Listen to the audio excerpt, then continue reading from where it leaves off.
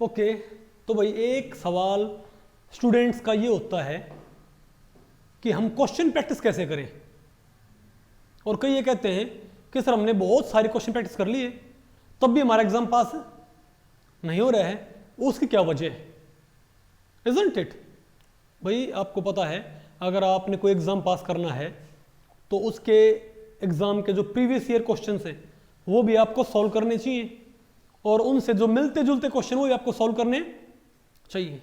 तो बच्चों के दिमाग में एक फितूर ये होता है, एक उनके दिमाग में भाई भ्रम ये होता है, इल्यूजन ये होता है कि हम पिछले सालों के सारे पेपर कर लेंगे ना तो हमारा डेफिनेटली पेपर पास हो जाना चाहिए।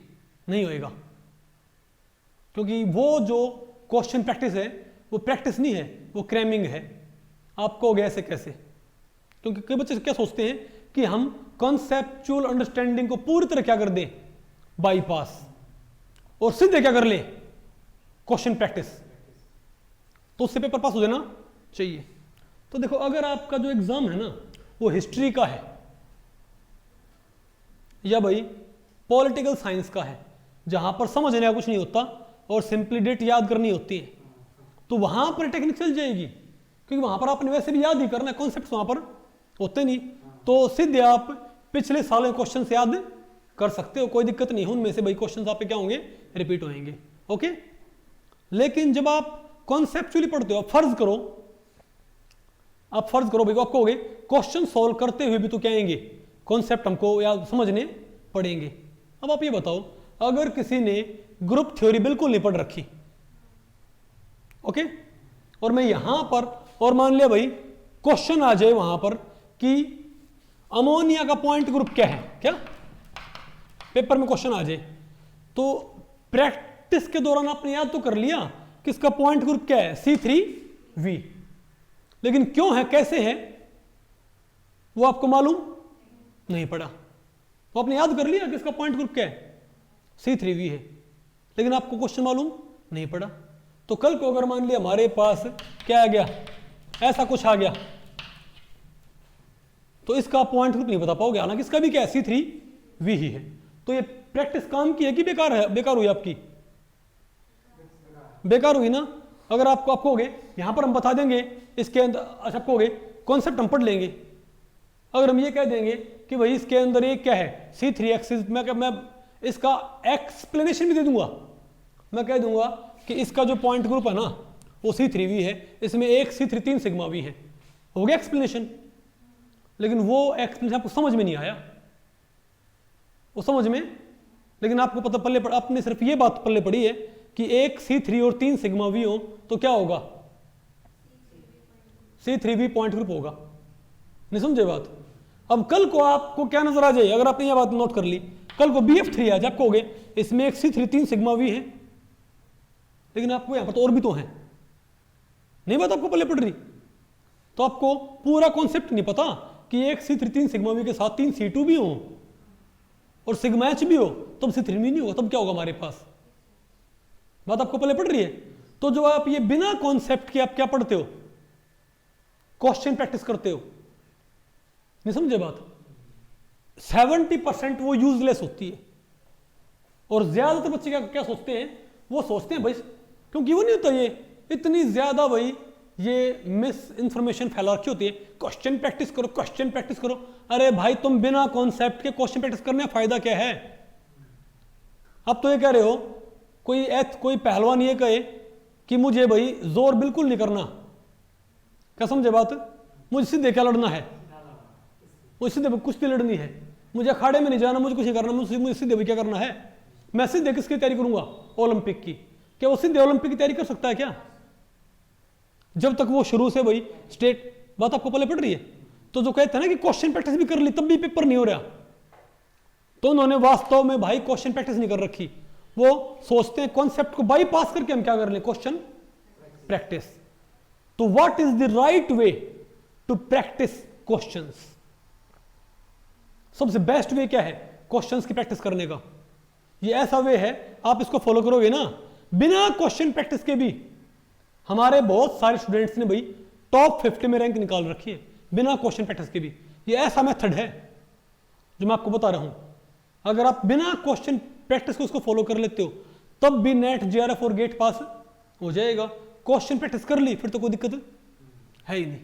तो सबसे बेस्ट वे क्या होता है, सबसे बेस्ट वे होता है देखिए, एक तो भाई आपसे मैं क्वेश्चन पूछूं ग्रुप थ्योरी के रैंडम, आपने आप उनका एक्सप्लेनेशन भी याद कर रहे हो। वास्तव में जो बुक में लिखा होता है ना पीछे एक्सप्लेनेशन लिखा होता है वो भी आप क्या कर रहे हो, एक तरह से याद कर रहे हो। और आपने इतने सारे क्वेश्चन याद कर लिए हैं कि आपको एक सेंस ऑफ, आप नहीं फैमिलियर हो गए उनसे उनसे फिर आपको एक भ्रम होता है कि हमको आ गया है। बात आपको पहले पड़ रही है, नहीं समझे बात? तो जब आप सिर्फ डायरेक्ट क्वेश्चन प्रैक्टिस कर रहे हो तो जो क्रैमिंग वाला क्वेश्चन होगा वो तो ठीक है भाई, लेकिन जो अंडरस्टैंडिंग वाला क्वेश्चन वो आपको समझ में नहीं आएगा, आप उसका एक्सप्लेनेशन भी याद करने लग रहे हो एंड नथिंग एल्स। समझ गए बात? तो आप कहोगे राइट वे क्या है? राइट वे ये है कि आप किस भी एग्जाम की तैयारी करते हो पहले देखो उस एग्जाम के मेन चैप्टर कौन कौन से हैं। समझ गए बात? सबसे बेस्ट आपको तरीका बता रहा हूं मैं, और ये सिर्फ केमिस्ट्री के ऊपर नहीं, नेट जेआरएफ केमिस्ट्री के ऊपर नहीं, हर एक एग्जाम के ऊपर लगता है जहां भी अंडरस्टैंडिंग बात आएगी। समझ गए बात? तो सबसे बेस्ट वे क्या होता है, पहले पे देखो कि जो पेपर आप पढ़ रहे हो, जिस एग्जाम की आप तैयारी कर रहे हो, उसके मोटा मोटी कितने चैप्टर बनते हैं पता कर लोगे। वो आपको भाई सिलेबस देख के पता लग जाएगा कि सिलेबस में कौन कौन से चैप्टर्स हैं। सिलेबस में देखो सिर्फ चैप्टर्स का नाम, क्योंकि सिलेबस में कुछ लिखा हो ना लिखा हो कोई फर्क नहीं पड़ता। बहुत सारे टॉपिक सिलेबस में नहीं लिखे होते, उन पे क्वेश्चन आते। तो सभी चैप्टर के नाम नोट कर लो, कर ली नोट? ठीक है।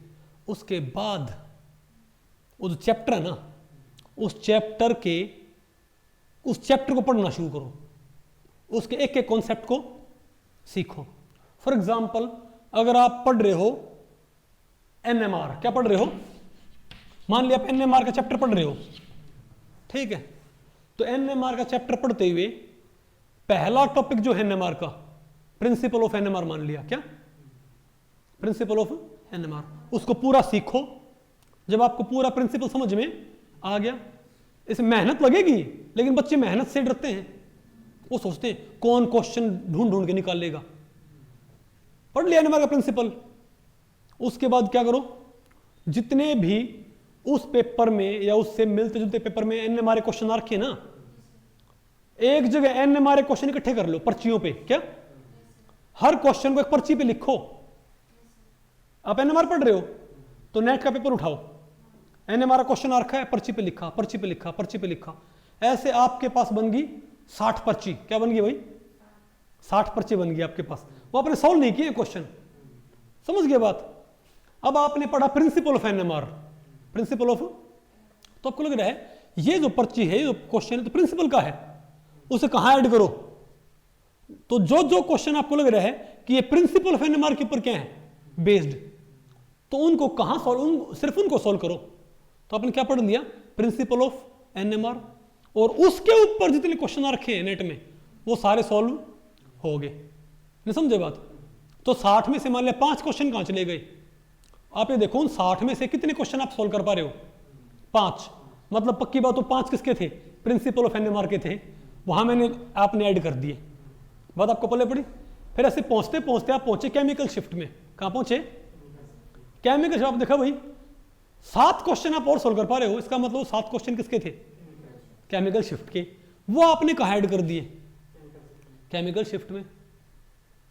नहीं बात आपको पहले पड़ रही। फिर आपको लगा भाई 10 क्वेश्चन ऐसे हैं, सॉरी 8 क्वेश्चन ऐसे हैं जो आप कब सॉल्व कर पाए, जब आपने स्पिन स्पिन कपलिंग के क्वेश्चन थे। नहीं समझे बात? मैंने उनको चार्ट पे रखो, चार्ट पे वो आपने कहां ऐड कर दिया, स्पिन स्पिन कपलिंग। तो आप जब पूरा एनएमआर चैप्टर पढ़ोगे ना, तो अभी भी आपने नेट जेआरएफ और गेट के पेपर सोल्व किया है, लेकिन पूरा पेपर सोल्व नहीं किया है। आपने जो क्वेश्चंस थे ना, सिर्फ वो आपने चैप्टर वाइज भी नहीं, ये नहीं कि पूरा एनएमआर का चैप्टर पढ़ लिया और एंड में सारे क्वेश्चन सॉल्व कर रहे हो। क्या किया आपने, एनएमआर के जो 70 क्वेश्चन आपने ढूंढे थे पुराने सालों के, वो आपने क्लासिफाई कर दिए कि ये स्पिन स्पिन कपलिंग के, ये प्रिंसिपल के, नहीं आपको समझ में। तो जब आप वो कॉन्सेप्ट पढ़ के सॉल्व करते हो ना, तब आपको उसका एक्चुअल में मीनिंग मालूम होता है। बात आपको पहले पड़ी। इस तरीके से क्या होगा, जब आपका पूरा एनएमआर चैप्टर हो जाएगा और आपको लगता है कि कोई क्वेश्चन की टाइप रिपीट हो रखी है, क्या नहीं बात आपको पहले पड़ी, तो इस तरीके से तो आप उनको सॉल्व तो कर रहे हो, प्रैक्टिस कर रहे हो अभी आप क्वेश्चंस की, लेकिन कॉन्सेप्ट के साथ साथ एक तो जो आप चैप्टर जहां से पढ़ रहे हो उसमें वैसे ही सॉल्व एग्जांपल होंगे। एक तो मान लिया आप स्पिन कपलिंग पढ़ रहे हो जिस बुक से, उसमें वैसे ही क्या होंगे, बहुत सारे सॉल्व एग्जांपल और अनसॉल्व एग्जांपल आप किसे कर रहे हो, नेट जीआरएफ और गेट के, तो सॉल्व भी कर रहे हो और अनसॉल्व भी। अनसॉल्व कौन से कर रहे हो, नेट और जीआरएफ के। तो जब आपका पूरा हमारा चैप्टर पूरा होएगा तो आपके पास के कितना कवर हो गया, तो आपने पिछले सालों में जितने क्वेश्चन रखे हैं एनएमआर के सारे क्वेश्चन आपके सॉल्व होगी। नहीं बात आपको पहले पड़ी। फिर आप क्या करो भाई, अब एनएमआर का चैप्टर आपका पूरा हो गया, सेम बात लगाओ अगले चैप्टर पे, सेम बात लगाओ अगले चैप्टर पे। तो ऐसे जब आप जब पूरा नेट का सिलेबस आप पढ़ लेते हो उन चैप्टर्स में, तो आपने पिछले सालों के पेपर वैसे ही सॉल्व कर लिए। लेकिन ये क्वेश्चन प्रैक्टिस आपने कब करी है, चैप्टर वाइज भी नहीं, चैप्टर के अंदर भी टॉपिक वाइज। बात आपको पहले पढ़ रही है। और जब ऐसे आप पूरा पढ़ लेते हो उसके बाद आप किसको देखो, नेट के पुराने सालों के पेपर नहीं है वो हालांकि सॉल्व हो चुके हैं, उसके बाद आप कोई भी पेपर सॉल्व करना शुरू कर सकते, रैंडम सॉल्व करना शुरू मत करो, ये होता प्रॉपर वे। अगर आप मेरी बुक्स देखोगे ना भाई, क्या अगर आप मेरी बुक्स देखोगे तो मेरी बुक्स में देखो आप यहां पर बताओ, जैसे मैंने क्या पढ़ाया, मैक्सवेल रिलेशन, तो मैंने मैक्सवेल रिलेशन का एक क्वेश्चन ऐड कर रखा है, बताओ नेट में रखा है, टॉपिक के एंड में, थर्मो के चैप्टर के एंड में ऐड नहीं कर रखा, टॉपिक के एंड में ऐड कर रखा है। बात आपको पहले पड़ी। तो जैसे मेरी जो बुक्स है आपको पता है, मैंने भाई नेट जीआरएफ और गेट के लिए टोटल 8 बुक्स लिखी हुई है, 2 वॉल्यूम में फिजिकल, 2 में ऑर्गेनिक, 2 में इनऑर्गेनिक, 2 में स्पेक्ट्रोस्कोपी। ये बुक्स मैं भाई ऑन रिकॉर्ड कर रहा हूं, इनसे बाहर पेपर कभी भी आ जाए ना, जस्ट लेके आके मेरे पास प्रूव कर दो कि सर आपके पढ़ाई से बाहर आ गया, मैं भाई पढ़ाना छोड़ दूंगा, मेरी बुक से पेपर बाहर आ जाए तो आ ही नहीं सकता, मुझे पता है इतना कॉम्प्रिहेंसिव है। तो इससे मैंने क्या कर रखा है, मैंने नेट का पूरा सिलेबस 60 चैप्टर में बांट रखा है। कितने, और नेट के पुराने सालों के जो क्वेश्चन है, गेट के जो पुराने साल क्वेश्चन है, समझे बात, उनको चैप्टर वाइज भी नहीं, चैप्टर में जो टॉपिक हो टॉपिक के साथ सॉल्व कर रखा है, नहीं समझे बात। मैक्सवेल का टॉपिक जब मैक्सवेल रिलेशन पढ़ाएंगे उसे क्वेश्चन, ऐसे हमारे पास क्या हो गया, पूरा चैप्टर सॉल्व हो जाता है। और मुझे लगता है भाई कि ये क्वेश्चन तो रिपीट हो रखा है। मान ले भाई मैक्सवेल रिलेशन के 4 क्वेश्चन है, चारों एक से हैं, चारों एक से हैं, तो टॉपिक के साथ एक लगा दिया और 3 कहां लगा दिए, टेस्ट सीरीज में, नहीं बात आपको पहले पड़ी। तो आप 3 लेवल पे क्वेश्चन सॉल्व करते हो। सबसे पहली प्रैक्टिस कहां पर होती है, कॉन्सेप्ट। तो क्वेश्चन प्रैक्टिस के 4 रूल हैं। पहला रूल क्या है, कैसे करते हैं क्वेश्चन प्रैक्टिस, बताओ, टॉपिक वाइज। क्या भाई, टॉपिक वाइज। कोई चैप्टर पढ़ते हो जिसका टॉपिक दे रखा ना, टॉपिक के साथ क्या करो, क्वेश्चन सॉल्व करो भाई, उसी टॉपिक के क्वेश्चन, और उस चैप्टर के नहीं, उस टॉपिक के क्वेश्चन। अगर बोर मॉडल पढ़ रहे हो बोर मॉडल क्वेश्चन सिर्फ जो नेट में आ रखे, गेट किसी भी आ रखे हो चाहिए, बात आपको पहले पड़ी, समझे बात। और जब टॉपिक पढ़ते पढ़ते पूरा चैप्टर क्या हो जाए, कंप्लीट हो जाए, फिर उस चैप्टर की टेस्ट सीरीज, वहां पर फिर क्वेश्चन क्या होंगे, पहले क्वेश्चन पहले आपने प्रैक्टिस करी टॉपिक लेवल पे, फिर आपने प्रैक्टिस करी है चैप्टर लेवल पे, फिर चैप्टर लेवल प्रैक्टिस हुई है, फिर थर्ड क्या होती है, जैसे आपको पता होगा ना हमारे, फिर भाई जैसे हमारे 60 चैप्टर तो मेरे क्या होते हैं, 60 हमारे चैप्टर हैं, तो 60 हमारी क्या है, टेस्ट सीरीज चैप्टर वाइज। और जब फिजिकल पूरी हो जाएगी तो एक हम टेस्ट किसका लेते हैं, फिजिकल का, एक स्पेक्ट्रो का, एक इनऑर्गेनिक का, एक ऑर्गेनिक का। तो 60 तो हमारे टेस्ट कैसे होते हैं, चैप्टर लेवल पे। 4 हमारे के पास क्या होते हैं, स्ट्रीम लेवल पे, फिजिकल का, ऑर्गेनिक का, इनऑर्गेनिक का, स्पेक्ट्रो का। और 7 टेस्ट में कैसे लेता हूं भाई, पूरी केमिस्ट्री के। तो 60 और 4 64 और 7 71, तो 71 टेस्ट हैं। क्या है, 71 टेस्ट। लेकिन आप इनका लेवल देखो, मेरे पढ़ाने का तरीका क्या होता है कि पहले मैं उनको क्वेश्चन प्रैक्टिस करवाता हूं टॉपिक लेवल पे। क्या भाई? टॉपिक लेवल पे मैं क्या करो, आप क्वेश्चंस की प्रैक्टिस करवाओ। टॉपिक पढ़ाते हुए क्या मैं यहाँ पर भाई, क्या मैं यहाँ पर आपको पढ़ाते हुए बहुत सारे क्वेश्चन नहीं करवाते उस टॉपिक के ऊपर? नहीं पढ़ाता। मैंने पढ़ा आपको हाइब्रिडाइजेशन, मैं 20 मॉलिक्यूल यहाँ पर सॉल्व करके दिखाता हूँ। इससे ज्यादा और क्या होगा भाई?